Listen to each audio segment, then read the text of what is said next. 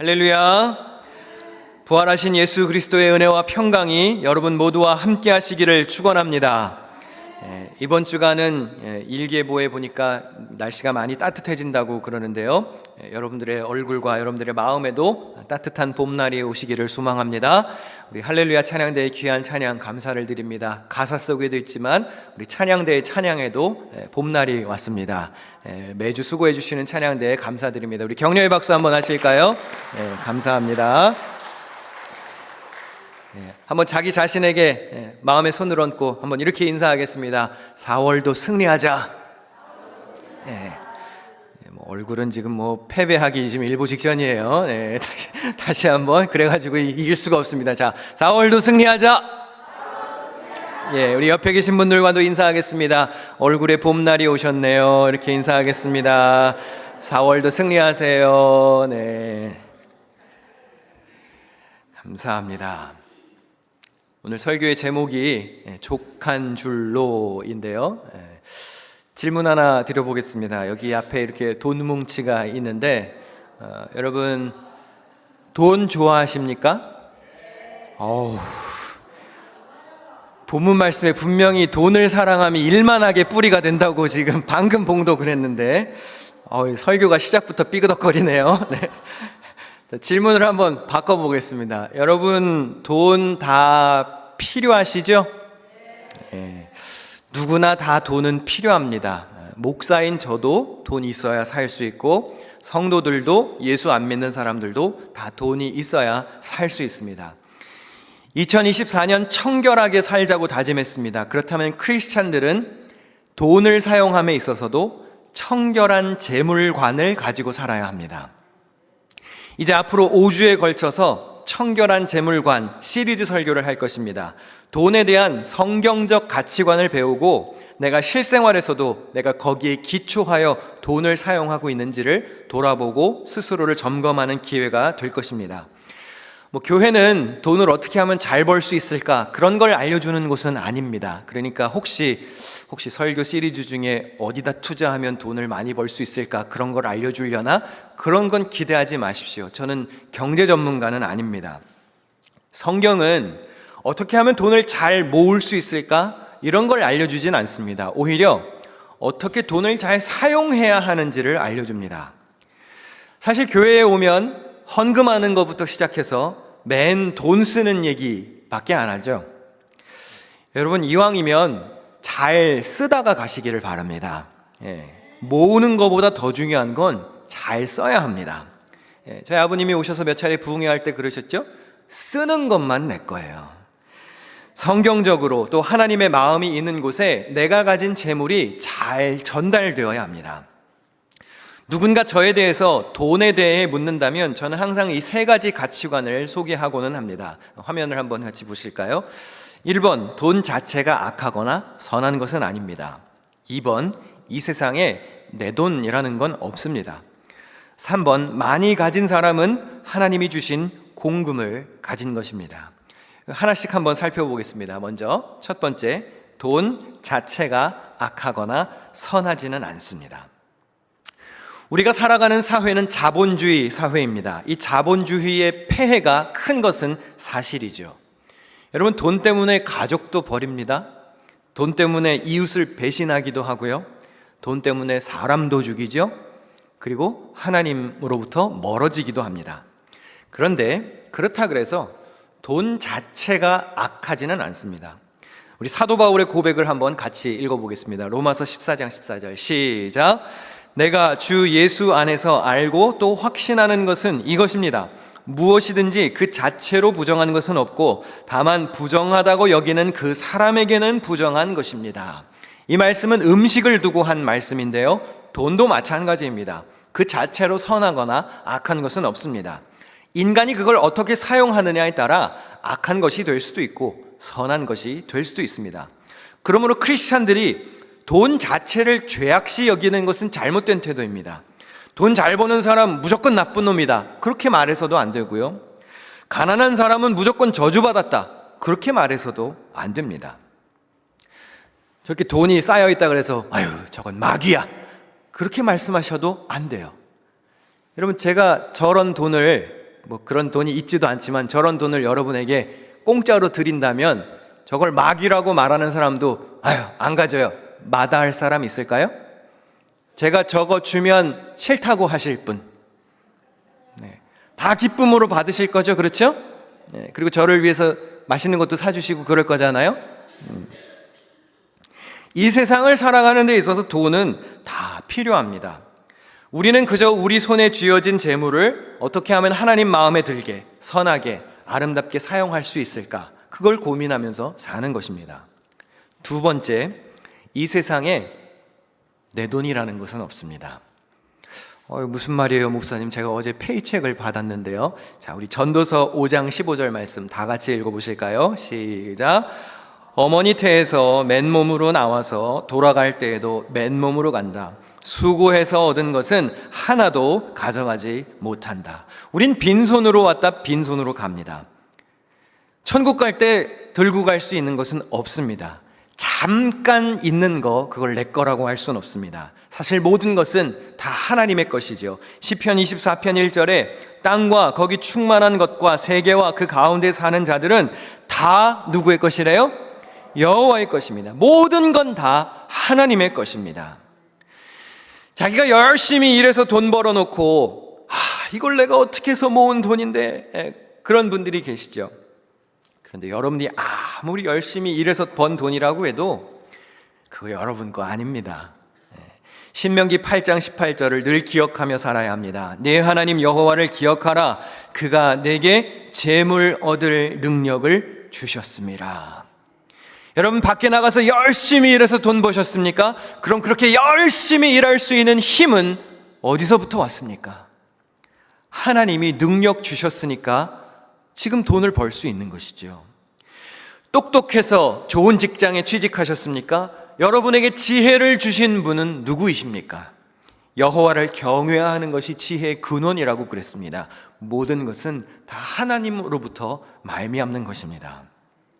결국 우리 손 안에 있는 모든 것은 다 하나님의 은혜로 잠깐 우리에게 쥐어주신 거예요. 너희 했다 사는데 이거는 필요하겠지. 그리고 잠시 하나님이 우리 손에 맡겨주신 것입니다. 우리 게 아닙니다.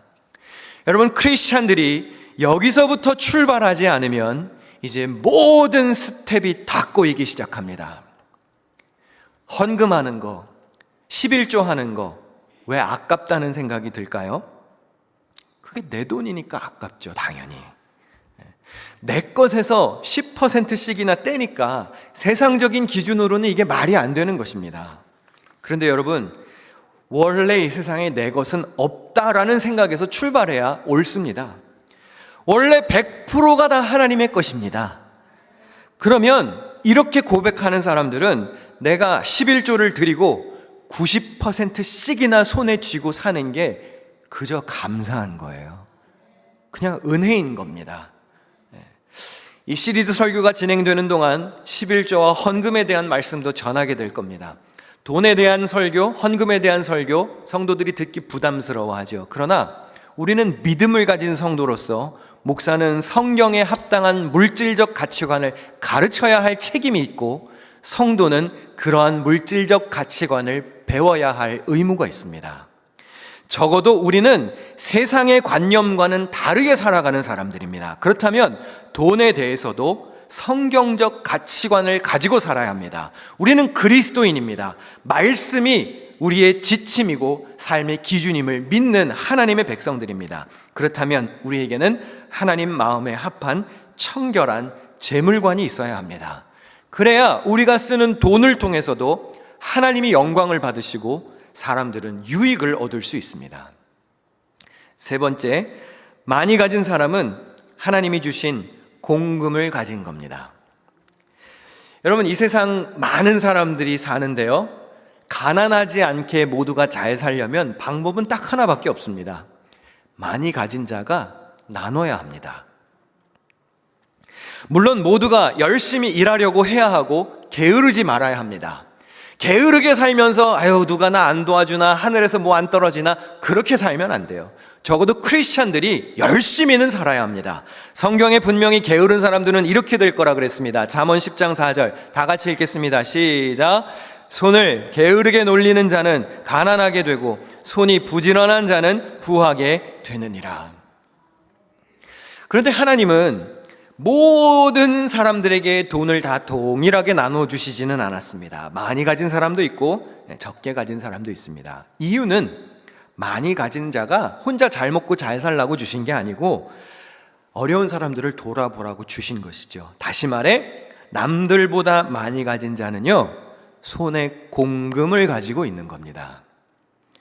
그렇다면 자신에게 필요한 것 외에는 손을 펴서 나눌 수 있어야 합니다. 쉽게 한번 예를 들어 볼까요? 형제가 여럿 계신 분들이 계시죠. 한 5형제, 6남매, 그보다 더 많이.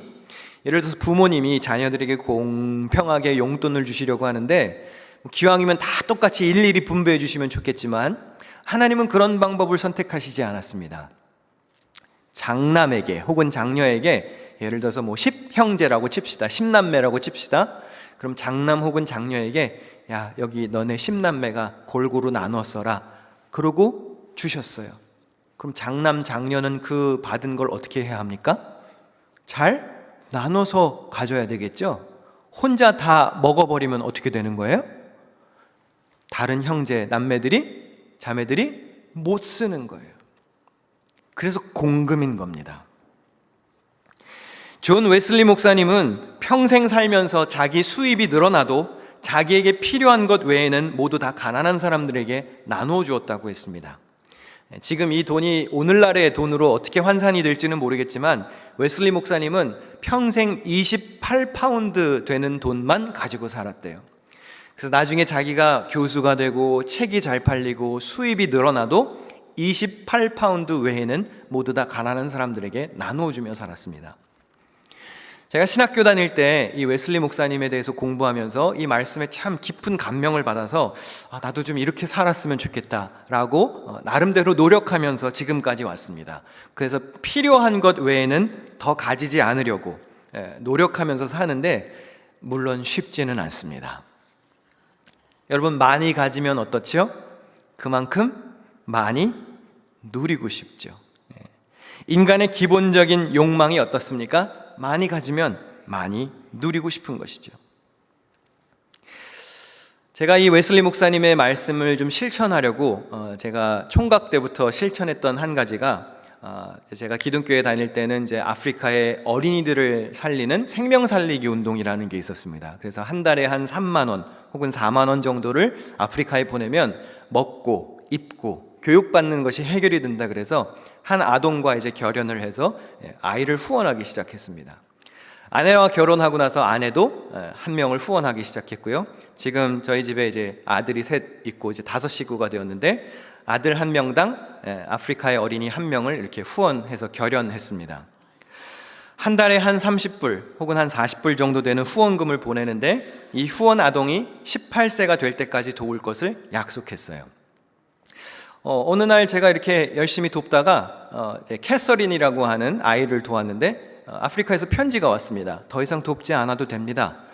그래서 뭐가 잘못됐나? 애가 병 걸려서 혹시 잘못되었나? 그랬는데 그 마을 전체가 다 자립을 해서 더 이상 도와주지 않아도 된다는 편지가 온 거예요. 남의 일이라고 아멘도 안 하시네요. 네. 마을이 자립을 했다니까요. 도움을 받다가 스스로 삶을 일구어낼 수 있게 되었습니다. 그거 감사한 일 아닙니까? 그래서 얼마나 마음이 뿌듯했는지 몰라요. 그럼 제가 거기서 이제 됐다 후원을 멈췄을까요? 아니요. 또 다른 아동을 결연해서 지금은 우간다에 있는 아이를 돕고 있습니다.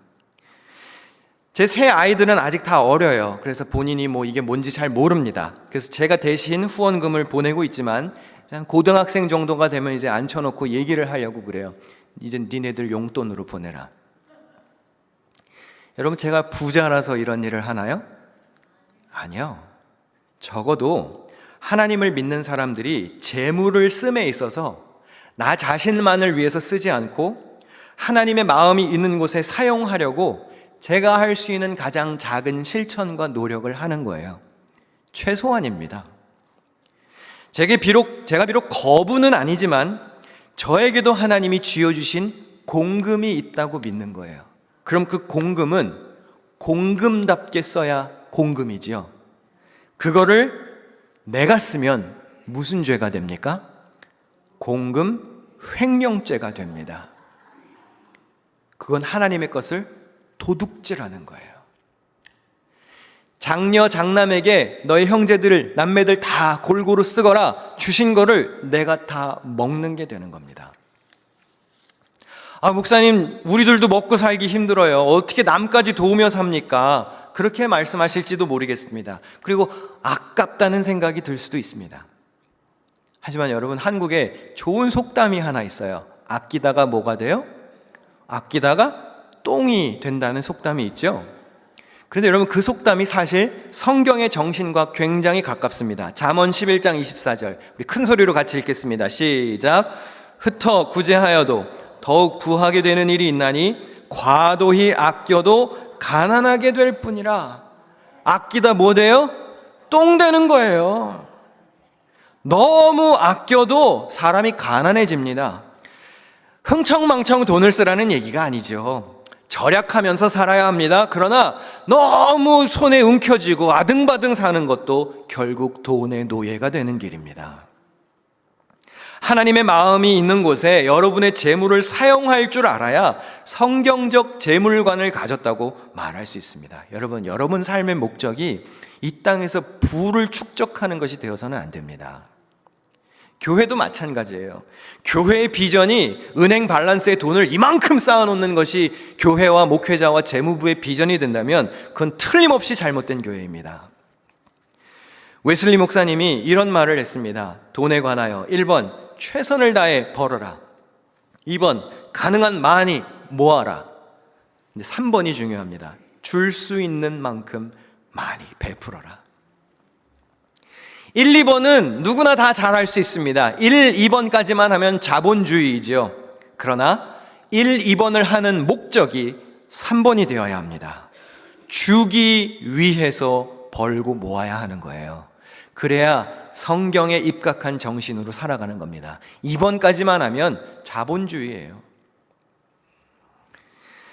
주는 게 목적이 되어야 합니다. 이것은 제 개인적인 생각이나 신념을 말씀드리는 게 아니고요, 예수님의 말씀을 보면 이것은 더욱 분명해집니다. 어느 날 한 부자가 예수님을 찾아왔어요. 예수님께 묻습니다. 어떻게 해야 영생을 얻을 수 있습니까? 그는 자기가 성경의 율법을 다 지켰다고 했습니다. 그런데 예수님이 이렇게 답변하십니다. 마태복음 19장 21절 같이 읽을까요? 시작. 내 소유를 팔아. 어떻게 하라고 하시죠? 주라고 그러십니다. 소유를 팔아 가난한 자들에게 줘.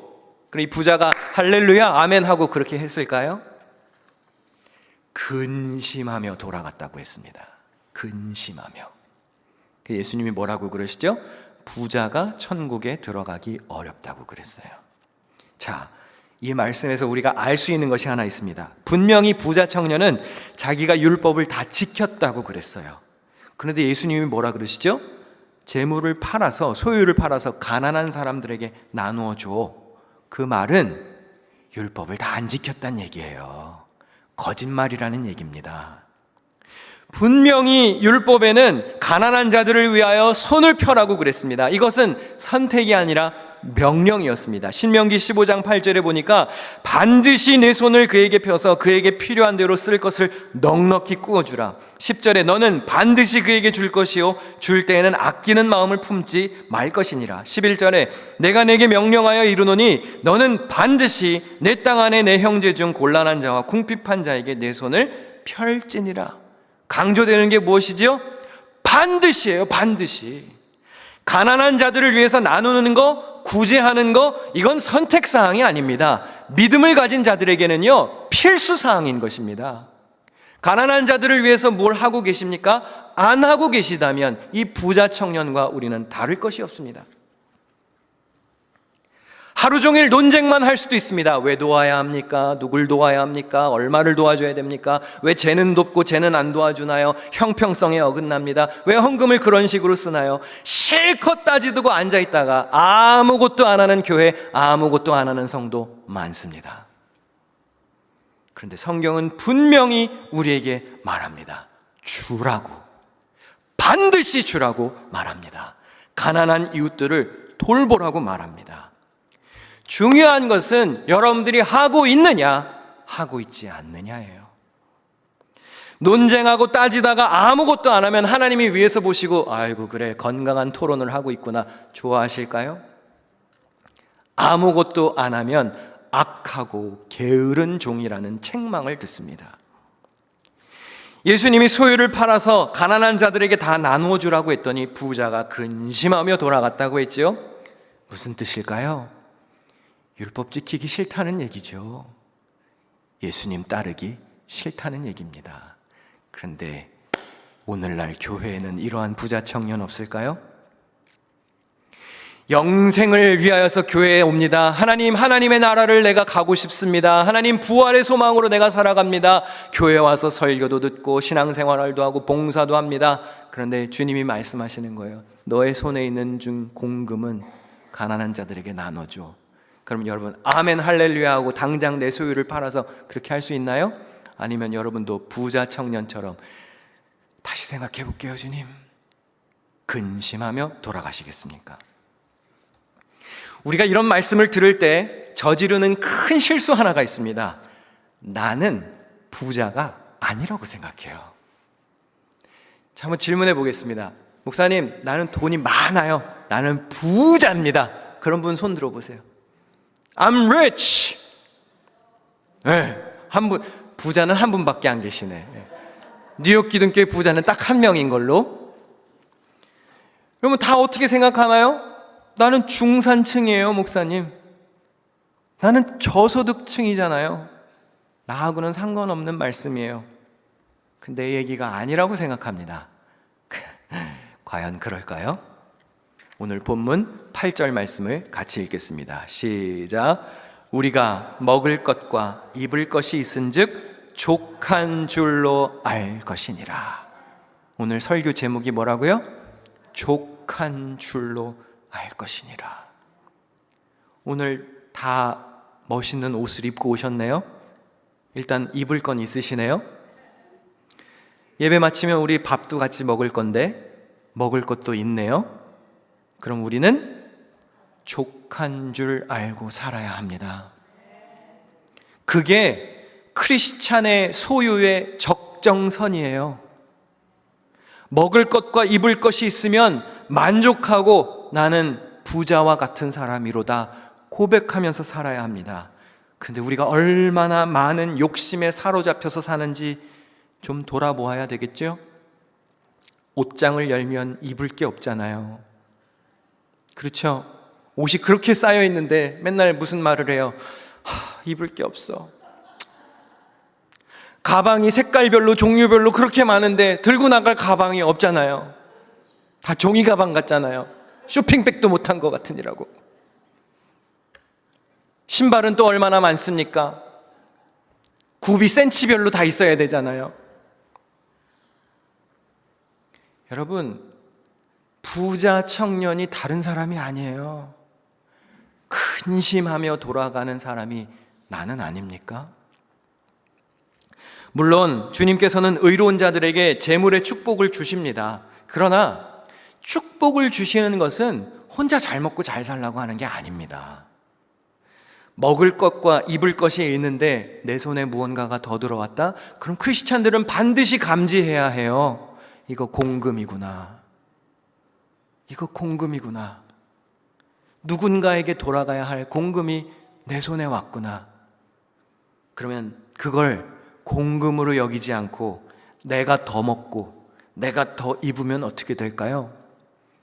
누구는 굶어야 돼요. 누구는 헐벗어야 합니다. 예수 믿는 사람들은 반드시 이걸 명심해야 합니다. 선택이 아니에요. 명령입니다. 부자 청년이 내가 율법을 다 지켰습니다. 자신 있게 말했지만 예수님 보시기에는 한 가지가 안 돼 있었던 겁니다. 그런데 그게 우리의 모습은 아니냐는 거예요. 여러분들이 가지고 사는 돈, 웨슬리 목사님이 그랬어요. 지갑이 거듭나지 않은 사람은 천국에 갈 수 없다 그랬어요. 돈은 누구에게나 다 필요합니다. 그런데 우리가 돈의 노예가 되어서는 안 됩니다. 사람은 사랑하고 돈은 사용해야 합니다. 그런데 이걸 거꾸로 하는 사람들이 있습니다. 돈을 사랑하기 시작하면 사람을 사용하기 시작합니다. 디모데전서 6장 10절입니다. 돈을 사랑함이 일만 악의 뿌리가 되나니 이것을 탐내는 자들은 미혹을 받아 믿음에서 떠나 많은 근심으로써 자기를 찔렀도다. 자, 이 말씀 잠깐 띄워놔 주시고요. 여러분, 돈을 사랑하는 게 무엇이 문제가 될까요? 어디서부터 떠난대요? 믿음에서 떠나요.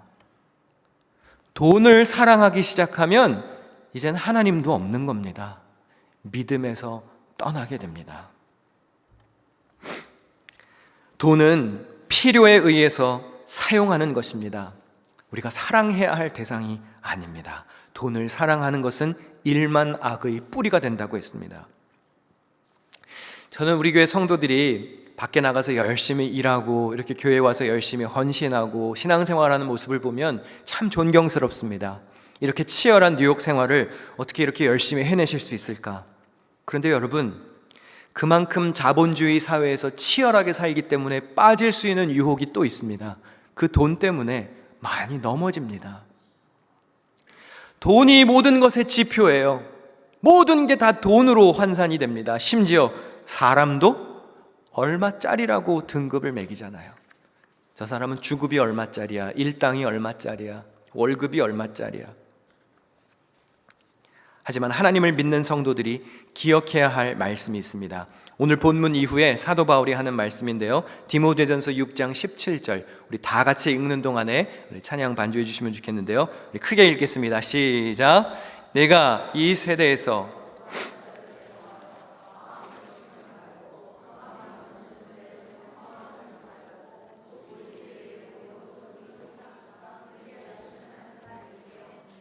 이 말씀도 잠깐 띄워놔 주시고요. 바울은 디모데에게 재물의 소망에 둘지 말라고 합니다. 이유가 무엇이죠?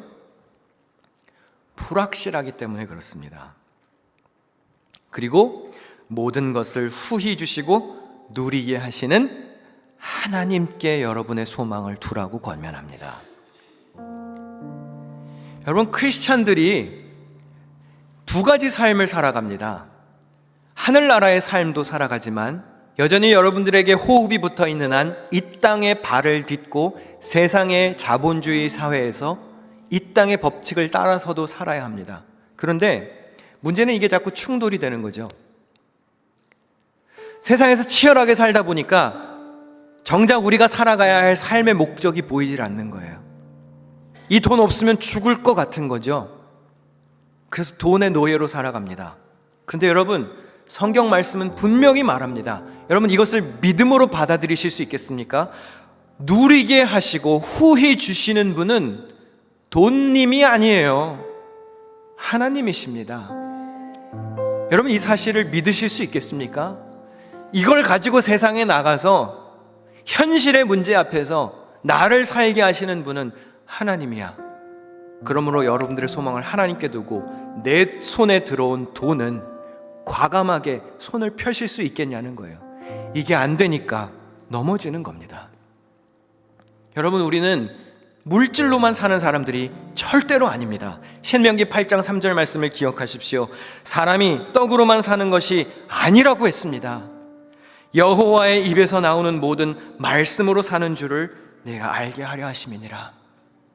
우린 돈만 가지고 사는 사람들이 아니잖아요.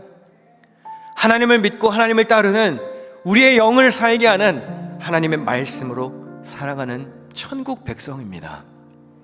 사랑하는 성도 여러분, 돈은 있다가도 없어지는 겁니다. Money comes and goes. 여러분, 은행 계좌에 돈이 많으신가요? 그 언제까지 그렇게 넉넉하게 있을까요? 천국 갈 때 그거 가지고 갈 수 있을까요? 세이빙스 어카운트에 있는 거 보고 열심히 살았어, 이제 여생은 좀 행복하게 살겠네, 그렇게 안심하고 계십니까? 욥기 1장 21절에 모태에서 빈손으로 태어났으니 죽을 때에도 빈손으로 갑니다.